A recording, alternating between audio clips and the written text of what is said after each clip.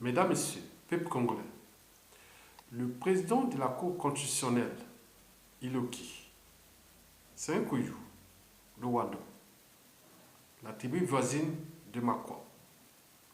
Je l'ai d'ailleurs rencontré en 1986 avec mon oncle maternel qui fut un homme important des finances congolaises.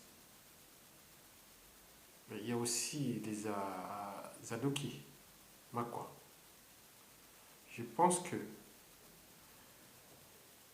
la conscience a été au-dessus des enjeux du pouvoir actuel.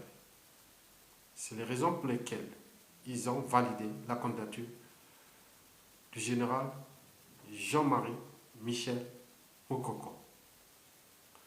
Je pense que avant de valider la candidature de Jean-Marie Michel Mokoko, Iloki a dû consulter son mentor, le dictateur Denis Sassou Nguesso, qui est aujourd'hui à bout de souffle.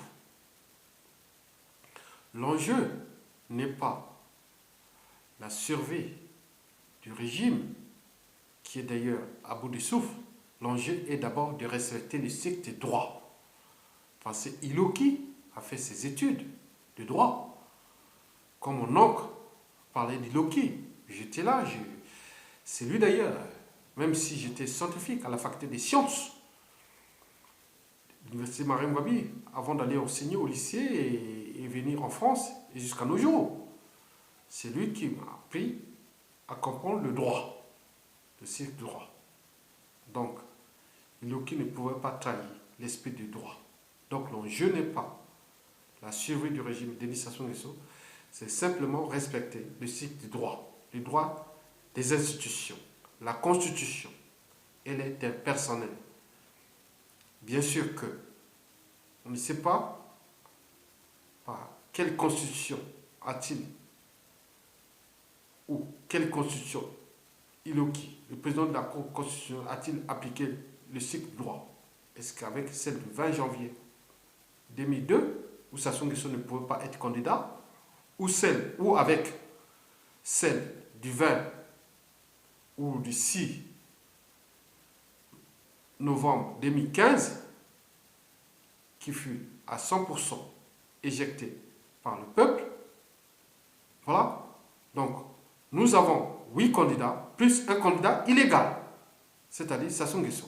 Donc, quel plan ont-ils préparé pour la suite? Ils ne sont pas dans le cycle droit, mais ils sont dans l'application des plans machiavéliques. Donc, nous devons suivre, nous sommes tous, individuellement et collectivement, préparés à suivre la suite de cette décision qui pourtant, on peut les saluer, oui, il est salutaire, solennel. Il a validé la candidature de ces dignes fils du Congo. Ils sont 8, mais il y a un indigne fils du Congo, il s'appelle M. Denis Sassou Nguesso. De tout l'enjeu que nous allons suivre tout au long du 24 février 2016 jusqu'au 20 mars 2016. Voilà. Sassou Nguesso prépare-t-il un autre plan?